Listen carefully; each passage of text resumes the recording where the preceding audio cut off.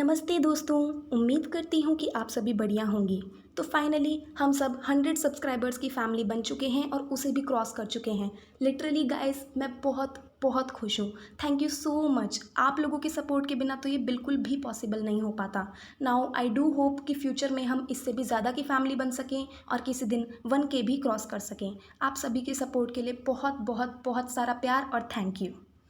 तो आज हम सभी पढ़ेंगे क्षितिज के काव्यखंड का राम लक्ष्मण परशुराम संवाद, जिसके रचयिता हैं गोस्वामी तुलसीदास जी। इनके बारे में हम थोड़ा सा डिस्कस कर लेते हैं। माना जाता है कि तुलसीदास जी का जन्म उत्तर प्रदेश में बांदा जिले के आसपास हुआ था। ये रामचरितमानस के रचयिता हैं तथा इसके लिए बहुत प्रसिद्ध भी हैं। तुलसीदास जी बहुत बड़े राम भक्त भी हैं और इन्होंने रामचरितमानस के अतिरिक्त कवितावली, गीतावली, दोहावली आदि भी लिखे हैं। इनकी भाषा अवधी और ब्रज दोनों में है और यही हमें संवाद में देखने को भी मिलेगा। अब बारी आती है मुनि परशुराम की, जिनका जिक्र इस संवाद में बहुत ज़्यादा है। तो मुनि परशुराम विष्णु के छठे अवतार माने जाते हैं तथा ये महर्षि भृगु के पौत्र थे, यानी पोते। शिवजी द्वारा दिया गया परशु धारण करने के कारण इनका नाम परशुराम कहलाया तथा शिवजी के सबसे बड़े भक्त माने जाते हैं। तो यहाँ पर हम क्या सीन डिस्कस कर रहे हैं? एक्चुअल में ये जो संवाद है ये रामचरितमानस के बालकांड से लिया गया है। तो यहाँ सीता के स्वयंवर में राम द्वारा शिव धनुष के भंग होने पर परशुराम को जब यह समाचार मिला तो वे गुस्से से आग बबूला हो जाते हैं और वहाँ पधारते हैं। इस बीच श्री राम, लक्ष्मण और परशुराम के बीच जो संवाद हुआ उसे इस पाठ में प्रस्तुत किया गया है। तो आइए पढ़ना शुरू करते हैं। नाथ शंभुधनु भंजनिहारा, होई ही केऊ एक दास तुम्हारा। शंभुधनु यानी शिवजी का धनुष और भंजनिहारा यानी भंग करने वाला, तोड़ने वाला। तो ये पंक्ति श्री राम परशुराम से कहते हैं कि हे नाथ, शिवजी के धनुष को भंग करने वाला यानी तोड़ने वाला आपका ही कोई दास होगा, आपका ही कोई सेवक होगा। क्यों? क्योंकि इतना बल और साहस किसी आम मनुष्य में कैसे हो सकता है।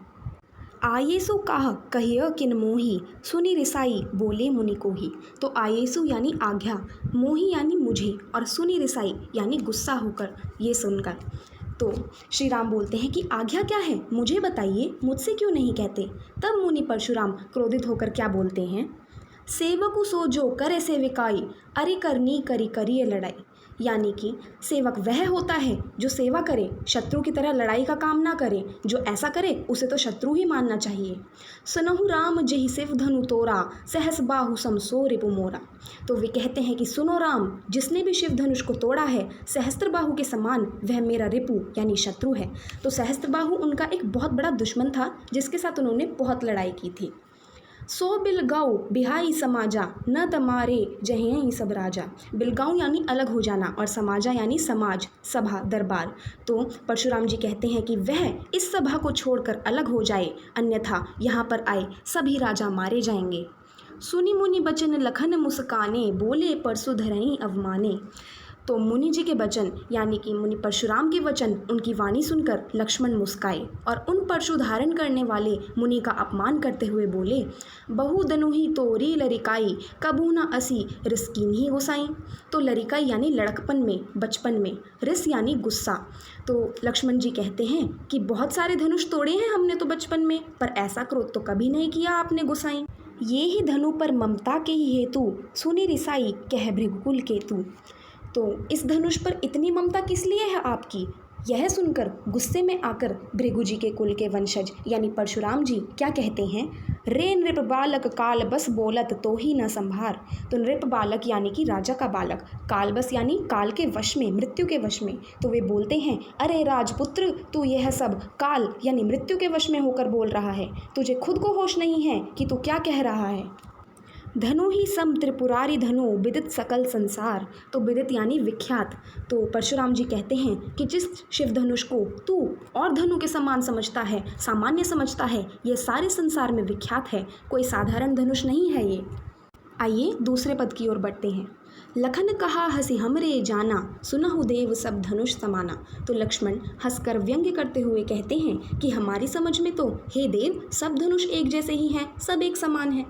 का क्षति लाभु जून धनु तोरे, देखा राम नयन के भोरे। तो क्षति लाभु यानी क्षति हानि, और लाभु यानी लाभ फायदा, जून यानी पुराना, नयन के भोरे का मतलब ये है कि नया समझकर देखा था। तो लक्ष्मण जी क्या बोलते हैं कि क्या लाभ या हानि है इस पुराने धनुष को तोड़ने में, राम जी ने तो इसे नया समझकर ही उठाया था। छुअत टूट रघुपति ही न दोसु, मुनि बिनु काज करिए कत रोसु। रोसु यानी गुस्सा करना, और रघुपति आप जानते हैं श्री राम। तो वे क्या कहते हैं कि यह धनुष रघुपति राम के छूते ही टूट गया, इसमें उनका कोई दोष नहीं है, उनकी कोई गलती नहीं है, आप बिना कारण ही क्रोध क्यों कर रहे हैं। बोले चितय परसु की ओरा, रे सट सुने ही सुभाव न मोरा। तो अभी परशुराम जी की लाइनें हैं, चितय यानी देखकर, और सठ यानी दुष्ट, और स्वभाव यानी स्वभाव। तो ऐसा सुनकर परशुराम जी अपने परशु यानी फरसे की ओर देखकर बोले, अरे दुष्ट, क्या तूने मेरे स्वभाव के बारे में नहीं सुना कि वे कितने क्रोधी स्वभाव के हैं। बालक बोली बधौ नहीं तो ही, केवल मुनि जड़ जा नहीं मोही। तो जड़ यानी कि निरा, और बोली बधौ नहीं तो ही यानी कि देखकर। तो वे क्या बोलते हैं, तू बालक है इसीलिए तुझे मार नहीं रहा हूँ, क्या तू मुझे केवल एक निरा मुनि ही समझता है मूर्ख। बाल ब्रह्मचारी अति कोही, विश्व विदित क्षत्रिय कुलद्रोही। तो कोही यानी क्रोधी, और विश्व विदित यानी कि संसार में विख्यात। तो क्या बोलते हैं परशुराम जी, मैं बचपन से बाल ब्रह्मचारी हूँ और अत्यंत क्रोधी हूँ, विश्व भर में मैं क्षत्रिय कुल के विनाशक के रूप में प्रसिद्ध हूँ, क्योंकि उन्होंने कई राजाओं का संहार किया था, इसीलिए परशुराम जी ऐसा कहते हैं। भुजबल भूमि भूप बिनु कीन्ही, विपुल बार महिदेव ने दीनी। तो भूप यानी राजा, विपुल यानी कई बार, और महिदेवन यानी कि ब्राह्मण।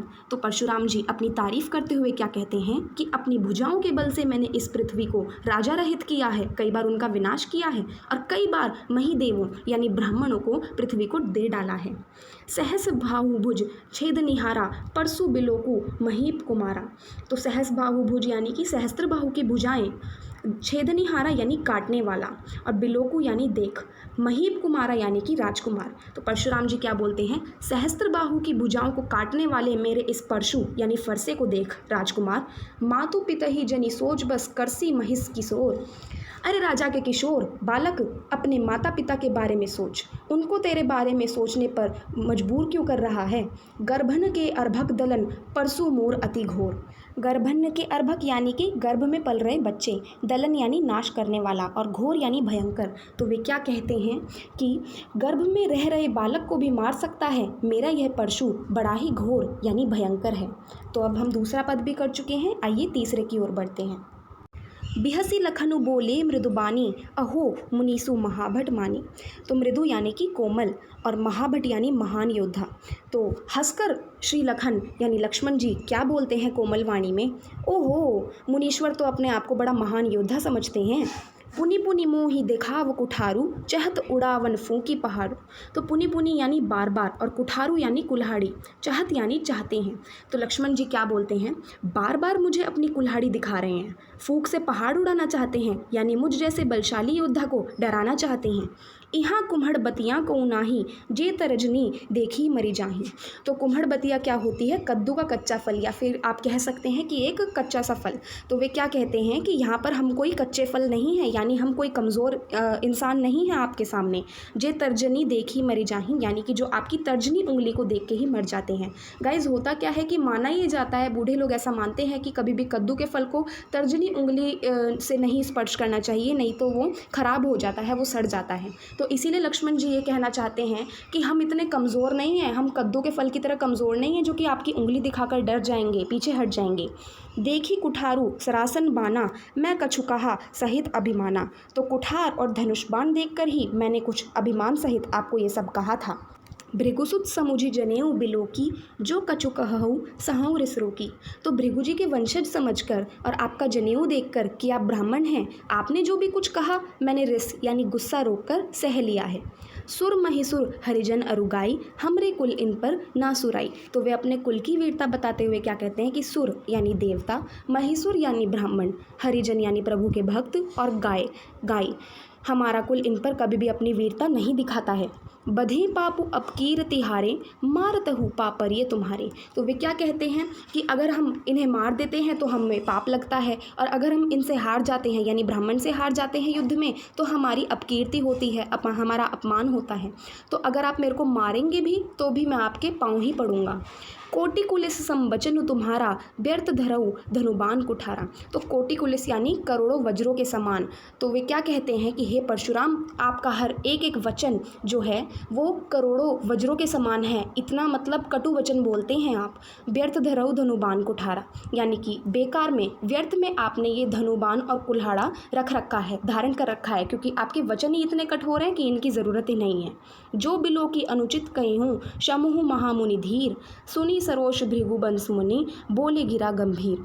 तो लक्ष्मण जी क्या कहते हैं कि मैंने ये सब देखकर, आपको ऐसे देखकर कुछ भी अगर अनुचित कहा तो हे धीरज धारण करने वाले मुनि, महामुनि, मुझे क्षमा कर दीजिए।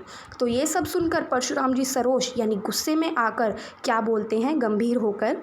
तो लक्ष्मण के ऐसे वचन सुनकर, ऐसे व्यंग्य सुनकर मुनि परशुराम जी क्या कहते हैं, इसके बारे में तो आपको अगली वीडियो में ही पता चलेगा, क्योंकि ऑलरेडी काफ़ी टाइम हो चुका है।